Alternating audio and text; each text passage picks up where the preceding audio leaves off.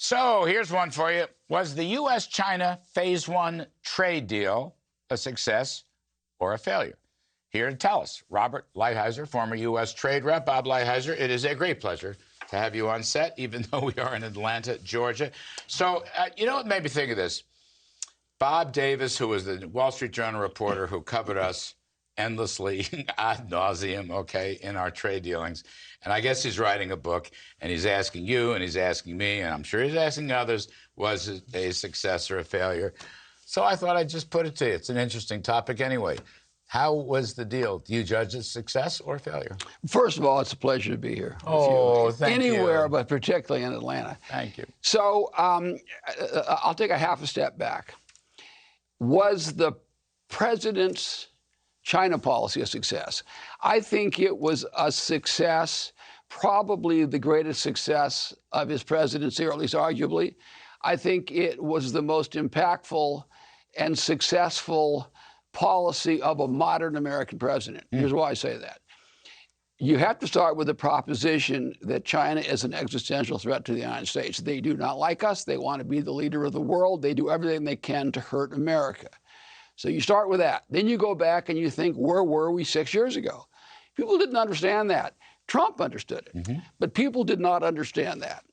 And he basically changed the way the United States thinks about that, and in truth, the world, because everyone now understands that issue. Now, we got a lot of help from Xi Jinping, because he did a lot of things, too, that would create... But Trump, just on that point, Trump rang the warning bell big time. And that's really what you're referring to. Saying, he convinced the world change. That we have a conflict.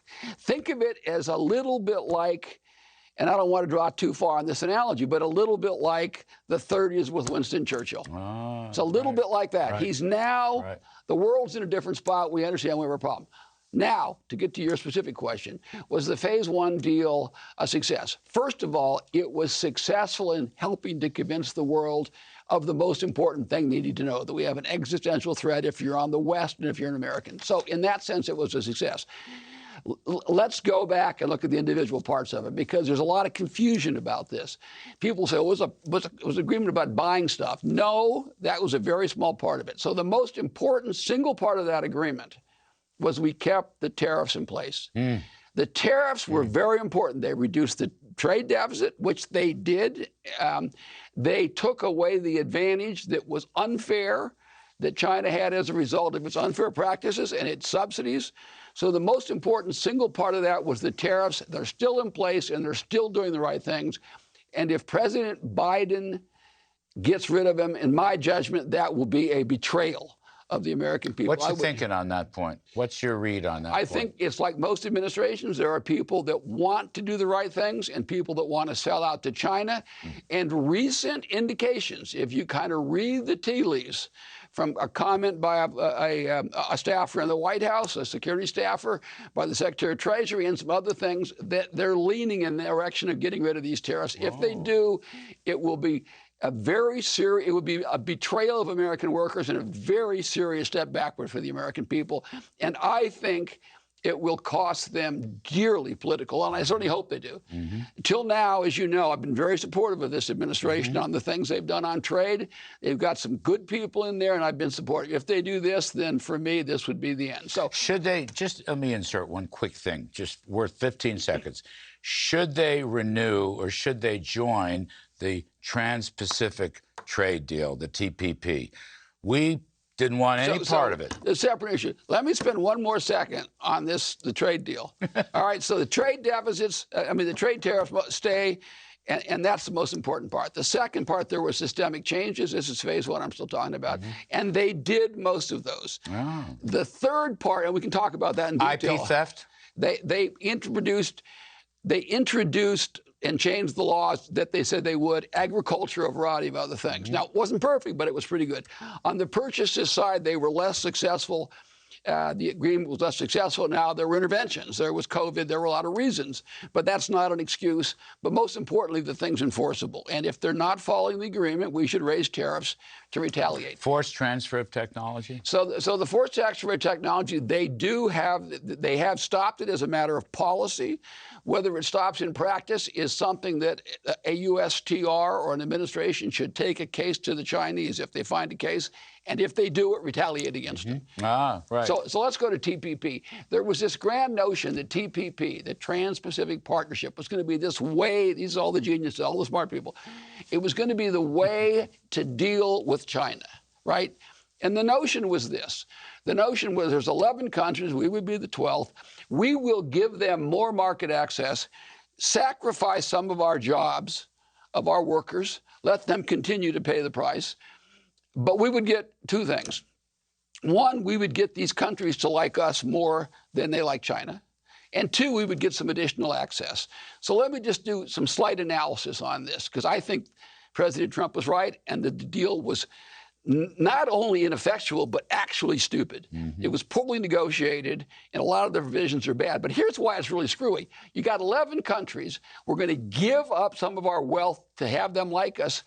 6 of the 11 we already have free trade agreements with. Right. 6 of them. Right. Of the 5 we don't, there's only one that has any GDP at all, and that's Japan. And we, as you know, in the Trump administration, got the benefit of TPP. I'm going to get to that, and that's a great point. So your base, here's what this thing comes down to. It comes down to you would do this deal because you think Malaysia and Vietnam are going to give you more access and are going to like us more than China. Vietnam, right now, sales to the United States are 25% of their GDP. If we want more access there, the answer is to go in and say, give us more access. Right? In other words, they're completely dependent on our economy. And on the geopolitical side, they have a several hundred-mile border with China. China's the biggest problem they face. They're going to change their attitude about China because we're going to give them some American jobs. By the way, they don't like no sense. They don't like China. No, they don't like China one bit. They have a long history there of war and the problems. Right. Can I? It's interesting. 2 quick things. Remaining time. People regarded President Trump as this big protectionist. Okay, but in fact, as you were just referring to, we had a lot of FTAs, free trade agreements. We had USMCA, right? Canada, Mexico. We had a deal with Japan. We did. We had a deal 2 deals with France, right? We deal with South Korea. We did a deal. We did the South Korea deal. What else and we did a lot of other small ones. Some with Brazil. We did one with Ecuador, some with Brazil, some other things around. So, we made some headway on some issues with the UK and with Europe. So, really, you and President, and then the rest of us, Mnuchin was involved, I was involved, a lot of people were involved. It was a big deal in our administration. The key point to me that I learned here is reciprocity. Reciprocity, okay? We can't act unilaterally. One way or another we should, unless they act. We give up something, they have to give up something. And I think that reciprocity idea has got to be a key principle in trade dealings going ahead. So I agree with that. There's a lot of history of that. It appeals to the basic fairness of the American people, but more than even reciprocity, what we need in trade is balance. We cannot continue to run, which we probably were in the last 12 months, a $1 trillion trade deficit. We are transferring the wealth of our children overseas in exchange for TV sets and for T-shirts. And it's absolutely idiotic. We have to get back to balanced trade. If that takes tariffs, whatever policy it is, we have to have balanced trade. So you're willing to agree with me at least on one point regarding trade policy. You're willing to say, yes, Larry, you're right. Yeah, I said that many times. I said that many times. We worked together pretty darn well, as a matter of fact. We sure did. And it was a great pleasure. And by the way, Bob Lighthizer is the head of trade policy now for the America First Policy Institute. Is that the deal? I want to put that in. That's actually the reason we're down here, is that AFPI is having a It's a very effective group, and it's basically continuing the policies across the board that we put in place over the last 4 years, and trying to make them be mainstream for conservatives and Republicans going forward. That is the great Bob Lighthizer. Thank you, sir. Appreciate it very much.